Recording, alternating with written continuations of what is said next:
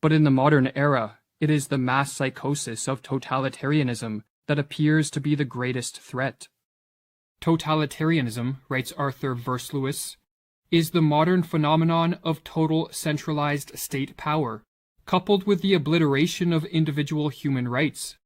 In the totalized state, there are those in power, and there are the objectified masses, the victims.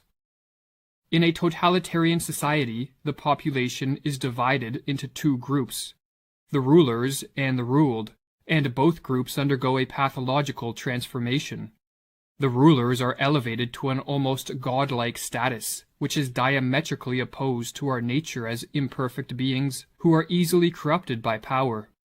The masses, on the other hand, are transformed into the dependent subjects of these pathological rulers and take on a psychologically regressed and childlike status. Hannah Arendt, one of the 20th century's preeminent scholars of this form of rule, called totalitarianism an attempted transformation of human nature itself. But this attempted transformation only turns sound minds into sick minds, for as the Dutch medical doctor who studied the mental effects of living under totalitarianism wrote, "There is in fact much that is comparable between the strange reactions of the citizens of totalitarianism and their culture as a whole, on the one hand, and the reactions of the sick schizophrenic on the other."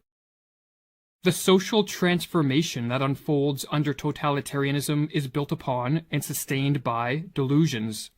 For only deluded men and women regress to the childlike status of obedient and submissive subjects, and hand over complete control of their lives to politicians and bureaucrats. Only a deluded ruling class will believe that they possess the knowledge, wisdom, and acumen to completely control society in a top-down manner. And only when under the spell of delusions would anyone believe that a society composed of power-hungry rulers on the one hand, and a psychologically regressed population on the other, will lead to anything other than mass suffering and social ruin. But what triggers the psychosis of totalitarianism? As was explored in the previous video of this series, the mass psychosis of totalitarianism begins in a society's ruling class.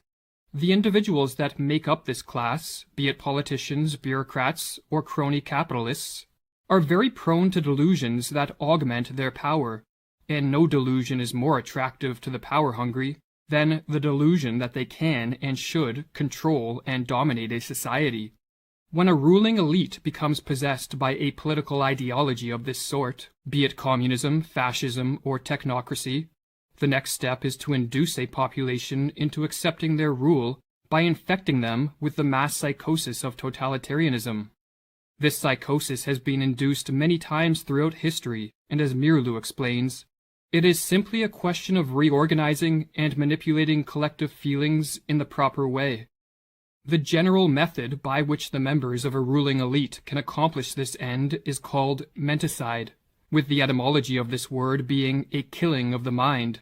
And as Mirlu further explains, menticide is an old crime against the human mind and spirit, but systematized anew. It is an organized system of psychological intervention and judicial perversion through which a ruling class can imprint their own opportunistic thoughts upon the minds of those they plan to use and destroy. Priming a population for the crime of menticide begins with the sowing of fear. When an individual is flooded with negative emotions, such as fear or anxiety, he or she is very susceptible to a descent into the delusions of madness.